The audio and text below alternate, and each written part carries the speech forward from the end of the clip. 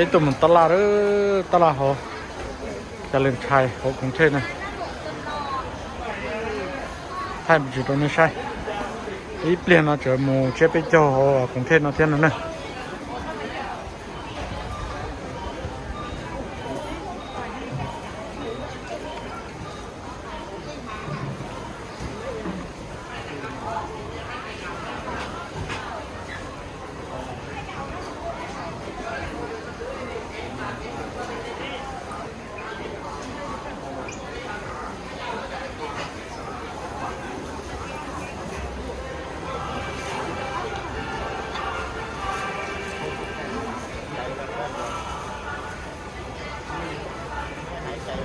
พวกเรากำลังมาเที่ยวซื้อของที่ตลาดเจริญชัย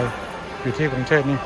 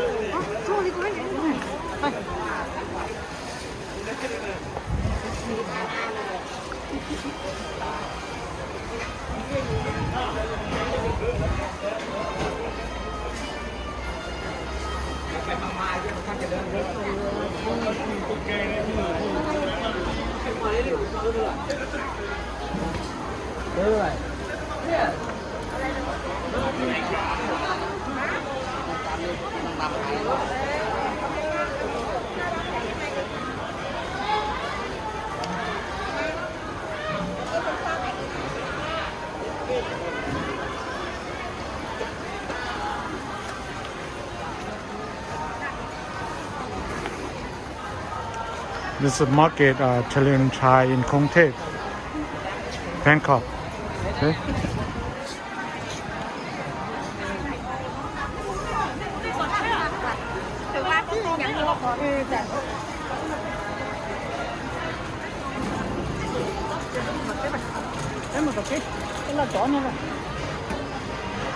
Này vấn đề to quá là,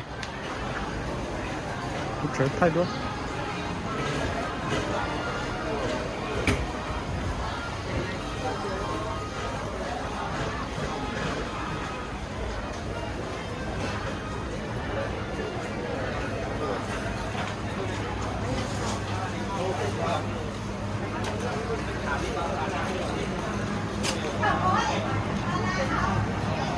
Trong đó to đấy à? A lot can go. This is a huge market in Bangkok.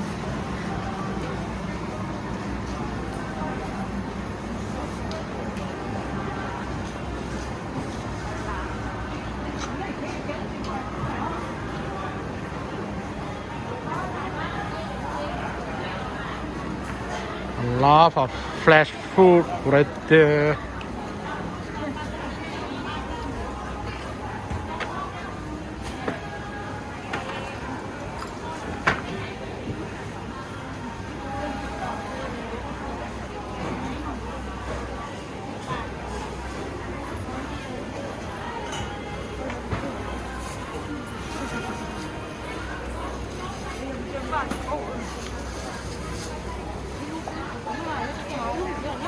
有路了是吧？有路子，哎，有路了等级啊！把这有人干谁？